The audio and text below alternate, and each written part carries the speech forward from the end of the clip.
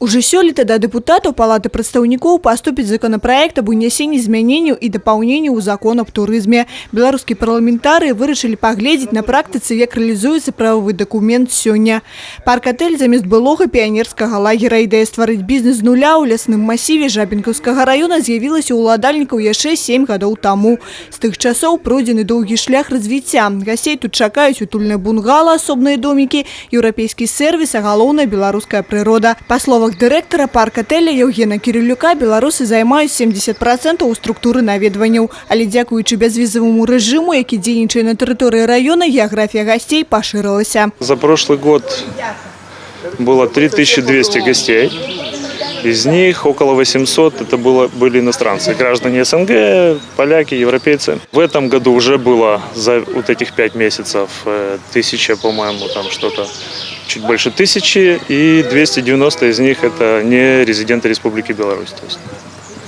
То есть каждый год растет,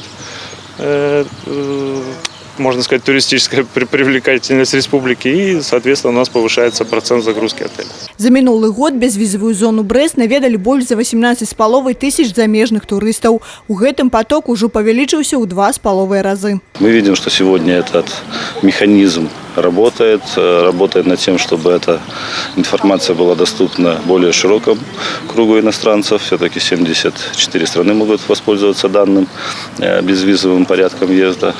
Поэтому надеемся, что вот такие вот объекты и будут как раз объектом привлечения возможности приехать сюда и отдохнуть на Брещине. Выездное пасяджэнне беларускіх парламентараў працягнулася ў Брэсце. Гости прибыли ў отель «Хилтон», где дали оценку стану турызму і знешняга і ўнутранага ў Беларусі і Брэсцкай вобласці. Таксама парламентары абмеркавалі перспективы правового регулирования у сферы турызму. Во всем законодательстве на сегодняшний день мы говорим о том, что мы должны раскрепостить малый и средний бизнес, и мы должны туристический бизнес в том числе сделать более доступным. Мы должны защитить нашего потребителя туристических услуг, выезжающего из нашей страны. Мы слышали, что несколько лет назад в России были те туристы, которые вылетели и не смогли обратно вернуться. И мы не хотим, чтобы такое же случилось с нашими гражданами. Плануецца, што ў новым дакуменце гаворка пойдзе і пра развіццё ўнутранага турызму. Акрамя гэтага, сёння ўжо чакаюць свайго ўзгаднення дакументы на аб'яднанне безвізавых зон Брэста і Гродна. Тэрмін знаходжання замежных турыстаў можа павялічыцца до 15 дзён. Кристина Протасавіцкая, Тигран Акопян, телерадиокомпания «Брест».